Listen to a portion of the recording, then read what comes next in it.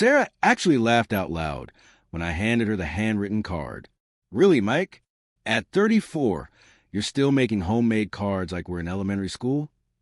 The entire family was watching from the living room of our parents' house. Christmas wrapping paper scattered across the coffee table. Expensive gift boxes stacked neatly under the tree. My name is Mike Patterson, 34 years old, maintenance supervisor at Nexus Technologies in Portland, Oregon, and until that Christmas morning, the family disappointment who drove a 2008 Ford pickup and lived in a studio apartment above Mrs. Chen's garage. Sarah held up my manila envelope like it was contaminated, comparing it to the pile of designer bags and jewelry boxes she'd just unwrapped from her corporate friends. "I mean, look at this," she said to our cousin Jessica, who was recording everything on her phone for Instagram. My little brother, still living like he's broke in college. The room filled with that uncomfortable laughter people make when someone's being cruel, but they don't want to seem unsupportive.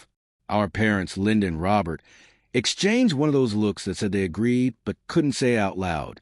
I sat quietly on the ottoman where I'd been relegated because the good seats were taken by Sarah's friends, people with titles like Regional Sales Director and Marketing VP, who spoke in acronyms and talked about their quarterly bonuses. Sarah worked as Senior Marketing Manager at Cascade Brands, a mid-tier advertising firm, but she presented herself like she ran Google. Designer everything.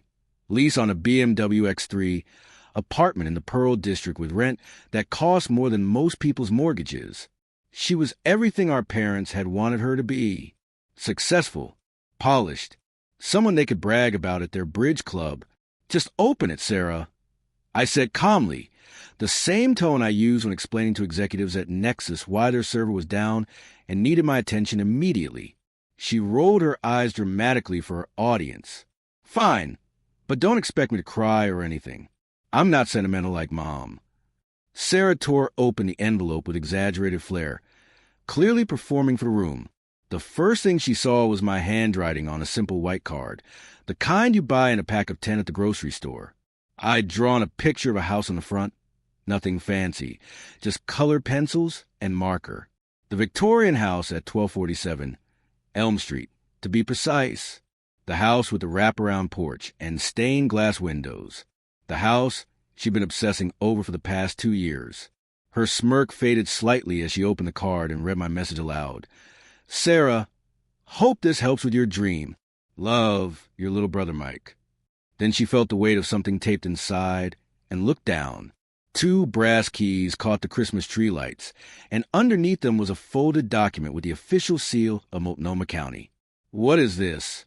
she asked, her voice losing its mocking edge. "Read it," I said. Sarah unfolded the deed with shaking hands. The room had gone completely silent, except for the soft Christmas music playing from Dad's old stereo. "Property deed for 1247 Elm Street," she read slowly. "Grantee, Sarah Marie Patterson." She looked up at me, confusion replacing the earlier smugness. "Mike, this isn't funny. You can't just fake legal documents." "Check the deed number," I said. "Call the county recorder's office Monday, if you want. It's real." Our mother stood up from her chair. "Michael, what are you talking about? That house costs almost $500,000. You work maintenance." The way she said maintenance made it sound like I cleaned toilets for a living, though technically I manage the entire physical infrastructure for a company worth $2.3 billion. I met Sarah's eyes. The keys work. The deed's filed. Property taxes are paid through next December. It's yours. The color drained from Sarah's face as she stared at the keys in her palm. Jessica had stopped recording, her phone hanging limp in her hand. Dad was squinting at me over his reading glasses, like he was trying to solve a complex math problem. Sarah's marketing friends looked confused, unsure whether this was some elaborate joke they weren't getting. "You bought the house," Sarah whispered. "You bought my house." "Your house now," I corrected. What none of them knew, what I'd never bothered to mention, because nobody had ever asked, was that I'd been playing a different game entirely for the past 15 years. While Sarah was posting Instagram photos of her expensive dinners and weekend trips to Napa, I was quietly building something that didn't photograph well, but grew exponentially in the background. My grandfather, Pop Patterson, had left both Sarah and me $50,000 when he died in 2008. Sarah used hers as a down payment on her BMW and a European vacation that lasted 3 months. I put mine into a Roth IRA and started learning about compound interest. Working at Nexus Technologies meant I heard things. Not insider trading, nothing illegal. Just the casual conversations between executives about which companies were worth watching, which technologies were about to break through, which startups had real potential versus which ones were just hype. When the facilities manager mentioned that the CEO was personally investing in some electric car company called Tesla in 2010, I did my research and bought a few shares at $17 each. When the IT director started talking about cryptocurrency at lunch in 2013, I spent a weekend learning about Bitcoin and bought in at $400 per coin. The maintenance job that my family saw as evidence of my lack of ambition was actually the perfect position for someone who understood that information was more valuable than status. I fixed the air conditioning in conference rooms where million-dollar deals were discussed. I installed security cameras in offices where patent applications were reviewed. I maintained the servers that process data for companies across the Pacific Northwest. And I listened not to spy, but because I was curious about how successful people thought about money. By 2018, my portfolio was worth $340,000. By 2020, after the tech boom and crypto surge, it had reached $780,000. I'd also bought a duplex in southeast Portland, living in one unit and renting out the other, using the rental income to max out my 401k contributions every year. While Sarah was struggling to make her BMW payments and complaining about her rent going up, I was watching my net worth cross 7 figures for the first time. The house at 1247 Elm Street had been Sarah's obsession since she first saw it during an open house in January 2022.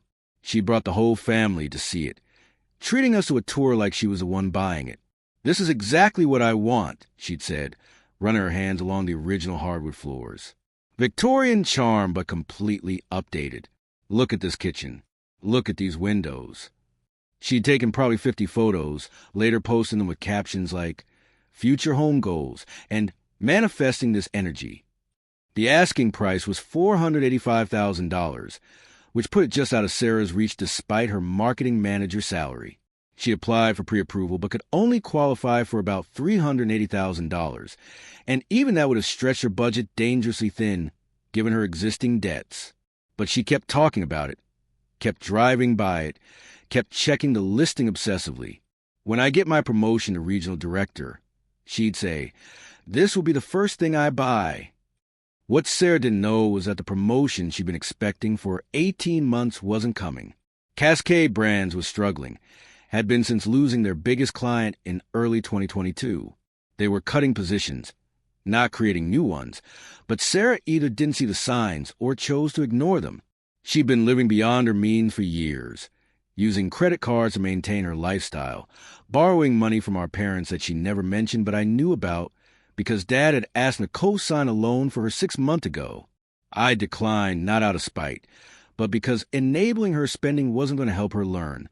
I'd been watching the Elm Street house listing since Sarah first showed it to us. The original asking price of $485,000 sat unchanged for 6 months before dropping to $465,000 in August. By October, it was down to $445,000. In November, the seller's agent lowered it again to $425,000. The house had been on the market for nearly 11 months, which in Portland's competitive market meant something was wrong. Either the price was still too high, or buyers were finding issues during inspection. I'd driven by the property dozens of times, not to stalk, but to understand why it wasn't selling. The house was beautiful, exactly as Sarah had described, but it backed up to a busy street that wasn't obvious from the front. The heating system was original and would need replacement within 5 years. The electrical panel was old enough to require updating for insurance purposes. These weren't deal breakers, but they were negotiating points that could bring the price down further. 3 weeks before Christmas, I made a cash offer of $410,000. Cash offers move fast and close cleanly, which sellers love, especially when they've been waiting almost a year to move their property. My real estate agent, Tom Chun, Mrs. Chen's nephew who'd helped me buy the duplex, handled the paperwork efficiently. The seller accepted within 24 hours. You sure about this, Mike? Tom had asked when I explained that I wanted the deed transferred to my sister. Family and money can get complicated. It's her dream house, I'd said. And dreams don't have to be complicated. The closing took 2 weeks. I'd transferred $415,000 from my investment accounts, enough to cover the purchase price, closing costs, and the first year of property taxes. While Sarah was posting photos of her Christmas shopping and complaining about holiday stress, I was signing documents that would change her life forever. Not because I wanted credit or recognition, but because I understood something that our family had never quite grasped. Wealth isn't about what you show people. It's about what you can do for the people you love when they need it most. Now, sitting in our parents' living room watching Sarah stare at the keys to her dream house, I felt something I hadn't expected. Not satisfaction exactly, but a quiet certainty that I'd done the right thing. Sarah's face had gone through several emotions in the span of 30 seconds. Disbelief, confusion, shock, and now something that might have been the beginning of understanding. How? She whispered, looking up at me with tears starting to form in her eyes. Where did you get the money? The room was waiting for my answer, but I wasn't ready to explain 15 years of careful planning and patient investing. Not yet. That conversation would come later, probably over coffee in her new kitchen, when we could talk without an audience and she could process what had really happened here. Does it matter? I asked instead. You wanted the house. Now you have it. What I didn't say, what nobody in that room could have understood at that moment, was that buying Sarah her dream house had been the easy part. The hard part was going to be watching our family recalibrate their understanding of who I really was, and what success actually looked like when it wasn't performed for social media or displayed at Christmas gatherings. The hard part was going to be explaining to Sarah that the little brother she'd been condescending to for years had been quietly building the kind of financial security she'd only pretended to have. But that conversation could wait. For now, it was enough to watch her hold the keys to 1247 Elm Street and realize that sometimes the most powerful gift isn't wrapped in expensive paper or tied with a designer bow. Sometimes it's just 2 brass keys taped inside a handmade card, given by someone who loves you enough to make your dreams come true, even when you haven't always been kind to them in return. The silence in the room stretched on until our cousin Jessica finally broke it. Wait, so Mike just casually bought a $400,000 house? For Christmas? She was staring at me like I'd just announced I was secretly Batman. Where do you work again? Nexus Technologies. I said simply, same place I've worked for 8 years.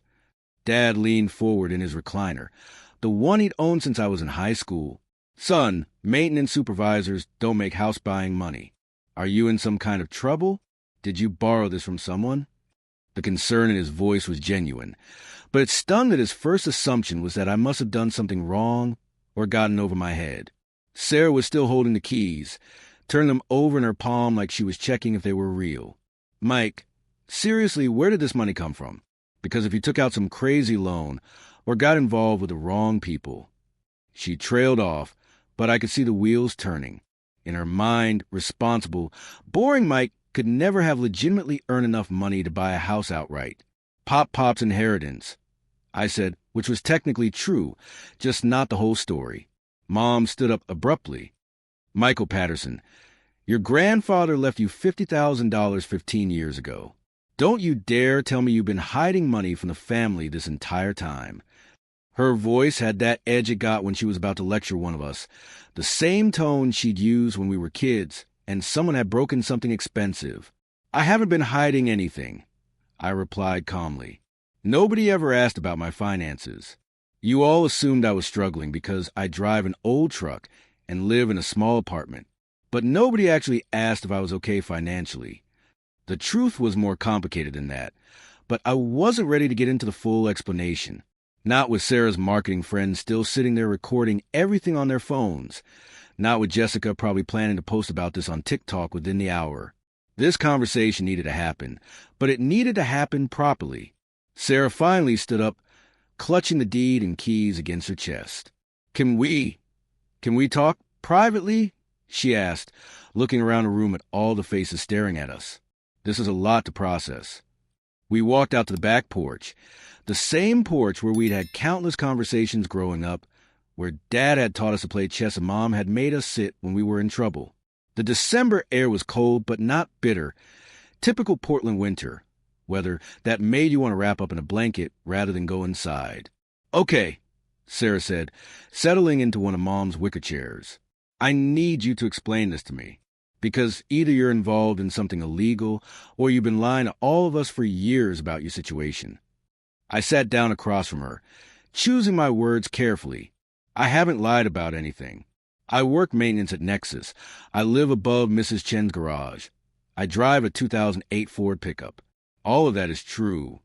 But you just bought me a house. Also true. Sarah rubbed her temples, a gesture I recognized from when we were kids, and she was trying to solve a math problem that seemed impossible. Walk me through this, please, because I'm sitting here holding the keys to my dream house, and I don't understand how my little brother, who I've been treating like. She stopped, probably realizing she was about to say something we both regret, like the family failure. I suggested gently, her eyes filled with tears. I'm so sorry, Mike. I didn't mean, I never thought. It's okay, I said, and meant it. You weren't wrong about the surface stuff. I do live simply. I don't buy expensive things or take fancy vacations. But that's not because I can't afford them. Over the next 30 minutes, I walked Sarah through 15 years of financial decisions that had seemed small at the time, but compounded into something significant. The inheritance that I'd invested instead of spent. The rental property purchase that provided passive income. The careful stock picks based on information I'd gathered just by being observant at work. The cryptocurrency investments that had paid off beyond my wildest expectations. So when Tesla hit $1,200 per share, those 200 shares I bought at $17 were suddenly worth $240,000. I explained. And when Bitcoin peaked at $67,000, the coins I'd accumulated over 5 years were worth more than most people's retirement accounts. Sarah was quiet for a long time, processing everything I'd told her. Finally, she asked, "How much are you worth? Does it matter?" Mike. I considered lying, making it sound smaller than it was. But Sarah deserved the truth. About $1.2 million, give or take, depending on market fluctuations. She stared at me. You're a millionaire. On paper, you're a millionaire who lives in a studio apartment and drives a 15-year-old truck. The truck runs fine, and Mrs. Chen's garage is everything I need. More space just means more stuff to maintain and more things to worry about. Sarah laughed, but it wasn't the mocking laughter from earlier. This was a sound of disbelief mixed with recognition, like she was finally seeing a picture that had been out of focus her entire life. You've been sitting there at family dinners, listening to me complain about money, watching me stress about rent and car payments, and you could have helped me this whole time. Would you have accepted help? I asked. 6 months ago, would you have let your unsuccessful little brother pay off your credit cards or cover your rent? She was quiet for a moment. Probably not. Definitely not. You would have been insulted. You would have assumed I was judging your lifestyle or trying to prove something. Was I wrong? About what? About you judging my lifestyle. I thought about how to answer that honestly. I didn't judge your choices, but I did worry about your financial security. There's a difference between living well and living beyond your means. You were doing the second one. Sarah's face crumpled slightly. I've been such an idiot. The promotion I keep talking about, it's not happening. Cascade is barely staying afloat. I've been maxing out credit cards to maintain appearances, borrowing money from Mom and Dad that I can't pay back. I'm basically broke, Mike. I've been pretending to be successful while you were actually building real wealth. Success isn't about appearances, I said. It's about security, options, and the ability to help people you care about when they need it. Is that why you bought the house? To help me? I bought it because you wanted it. Because every time you talked about that house, your whole face lit up because you've been working so hard to achieve something, and maybe you were focused on the wrong metrics, but your heart was in the right place. We sat in comfortable silence for a while watching Mrs. Henderson's cat prowl through our parents' garden. Finally, Sarah asked, "What happens now? Now you own a house. No mortgage, no debt attached to it. You can live in it, sell it, rent it out, whatever makes sense for your situation. I can't accept this, Mike. It's too much. The deed is already filed. The keys work. It's done. But what if I mess this up? What if I can't afford the property taxes or the maintenance? Property taxes are paid through next year, and I'll help you figure out a budget that works. But Sarah, you're not stupid with money. You just got caught up in trying to look successful instead of being successful. There's a difference." She was crying now, not the dramatic tears she sometimes used for effect, but genuine emotion. "I've been so awful to you. All these years, making jokes about your job, your apartment, your truck, and you were just quietly taking care of everything. You weren't awful. You were scared." "Scared of what?" "Of not measuring up, of not being enough, of people seeing through the image you worked so hard to maintain." I leaned forward. "But here's what I figured out. The people worth impressing don't care about your car or your apartment or your job title. They care about who you are when nobody's watching." When we finally went back inside, the atmosphere in the living room had shifted completely. The marketing friends had left, probably realizing they were witnessing something too personal for social media. Jessica was helping Mom clean up wrapping paper, and Dad was pretending to read his new book while obviously waiting for us to return. "Everything okay?" Mom asked, her voice softer than it had been earlier. "Yeah," Sarah said, her arm linked through mine. "Everything's going to be okay." Over the next few months, things changed gradually but significantly. Sarah moved into the house on Elm Street and immediately started making her own, not with expensive renovations, but with personal touches that reflected who she actually was rather than who she thought she should be. She left Cascade Brands and started a small marketing consultancy, working with local businesses instead of chasing corporate prestige. Our family dinners became different too. Instead of Sarah dominating conversations with stories about her career achievements, we talked about books, travel, ideas. Instead of our parents asking me when I was going to get serious about my career, they started asking for my advice about retirement planning and investment strategies.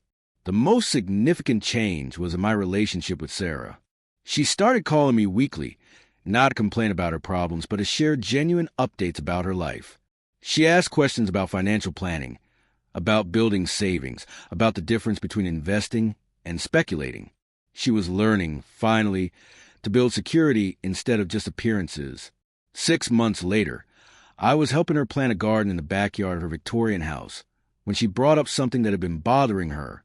"I need to ask you something," she said, taking a break from digging holes for the tomato plants we bought at the farmer's market. "Shoot, why didn't you ever rub it in? When I was being condescending about your job or your lifestyle, why didn't you ever tell me to shut up because you had more money than me?" I set down my shovel and considered the question, because it wouldn't have helped. Money isn't a weapon. It's a tool. Using it to hurt someone or prove a point defeats the purpose. "But weren't you angry? All those times I made jokes about you still making homemade cards or driving an old truck." "Sometimes," I admitted, "but anger doesn't solve problems. And your jokes weren't really about me anyway. They were about your own insecurities." Sarah nodded slowly. "I was jealous." "Of what?" "Of how comfortable you seemed with yourself. I was working so hard to be someone impressive, and you were just content. It drove me crazy because I couldn't understand how you could be happy with so little." "I wasn't happy with little. I was happy with enough." "What's the difference?" "Little means you don't have what you need. Enough means you have what you need and aren't constantly worried about getting more." We finished planting the garden as the afternoon sun warmed our backs. Sarah's house was perfect for her, exactly as beautiful as she'd imagined, but now it represented something different than it had before. Instead of being a status symbol or proof of her success, it was simply home. That evening, as I was getting ready to leave, Sarah handed me an envelope. "What's this?" I asked. "Open it." Inside was a handwritten card, the same kind I'd given her at Christmas, with a drawing on the front of a small apartment above a garage. Inside, she'd written, Thank you for teaching me the difference between looking successful and being successful. Thank you for showing me that the best gifts don't come in expensive wrapping. And thank you for loving me enough to give me exactly what I needed, even when I didn't deserve it. Taped inside the card was a check for $1,000 and a note. First payment on a debt I can never fully repay. Love, your big sister. I tried to hand it back, but she refused to take it. It's not about the money, she said. It's about me learning to give instead of just taking. Start small, right? As I drove home in my 2008 Ford pickup, past the duplex I owned but didn't live in, toward the studio apartment that met all my needs without exceeding them, I thought about wealth and family, and the strange ways that love sometimes shows up in our lives. I'd given Sarah a house, but she'd given me something even more valuable. The knowledge that being underestimated isn't a burden if you don't need anyone else's approval to be successful. That quiet wealth is more powerful than loud wealth. And that sometimes the best revenge isn't revenge at all. It's just living well and loving the people who matter, even when they haven't always been kind to you. The handwritten card Sarah gave me sits on my desk now, next to the picture of the two of us planting tomatoes in her backyard. Every time I look at it, I'm reminded that success isn't about proving anything to anyone. It's about having the resources to be generous when generosity matters most. And sometimes, if you're very lucky, the people you love will surprise you by becoming the kind of people who are worth being generous with.